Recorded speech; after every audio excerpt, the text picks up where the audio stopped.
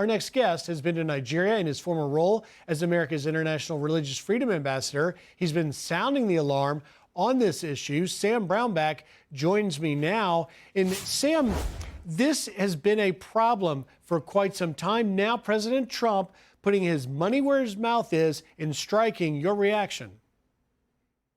Well, I'm really pleased about it. I think this is fantastic. It's what's needed. We need to tell these Islamists in Nigeria that we're going to act. We're going to take decisive action. We're not going to stop at this until this has stopped itself. Nigeria is the most deadly place on the planet to be a Christian. And it's got a very large Christian population. And you've got this jihadist movement that's trying to make a caliphate.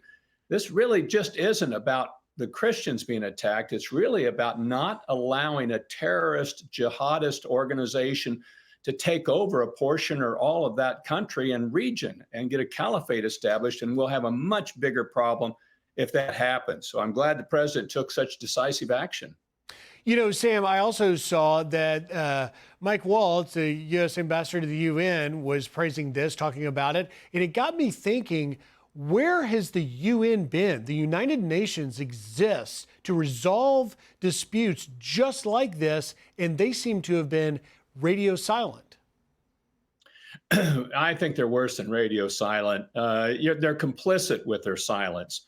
When they won't call out Islamic terrorism, and particularly in such a wide area of what's going on in that region called the Sahel, you've got Islamic jihadists working that entire area. And this is precisely something that the UN should be calling out and saying, this has got to stop. They've had 3 coups in that region already. You've got the Chinese and Russians messing around in the region as well, not in a constructive fashion whatsoever.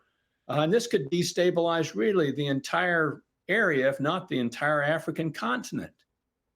You know, Sam, it took literally a super celebrity like the rapper Nicki Minaj to go to the UN to try and shake trees to get them to pay attention. It's clear they didn't seem to remember that. But what do you make of the fact that Nicki Minaj, at the risk of great criticism, leaned into this, gave her platform and her celebrity to bring attention to it, and it has gotten a lot of attention, perhaps more so than it would have had Nicki Minaj not chosen to speak out?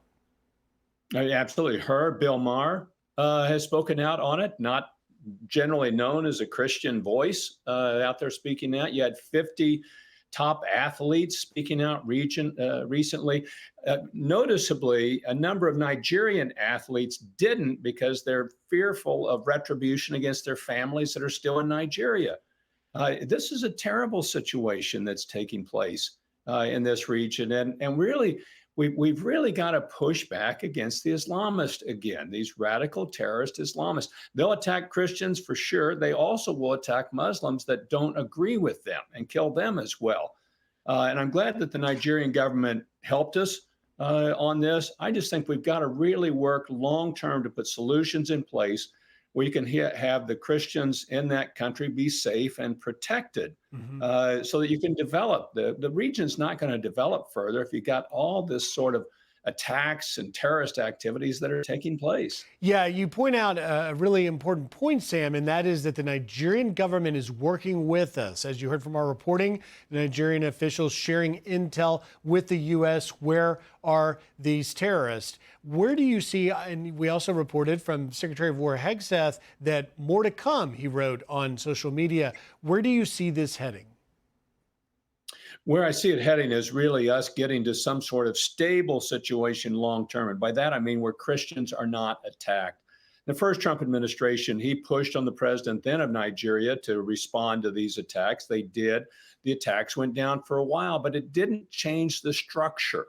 The structure maintained itself. And this is northwest Nigeria we're talking about. In the center area, you've got the Fulani, radicalized pieces of the Fulani herdsmen that are attacking primarily Christians in that region. That's a longer term problem. I just think we got to really get at this and provide localized protection that can be there year in, year out, and not dependent upon the United States or other outside forces coming in to protect them. Well, in this show and Will Cain were among the first to really start raising attention on this issue. We will continue to follow it. Former Governor Sam Brownback, it's hard to not revert back to calling you Governor. Thank you, sir, for your insight as always. Hey, Sean Hannity here. Hey, click here to subscribe to Fox News YouTube page and catch our hottest interviews and most compelling analysis. You will not get it anywhere else.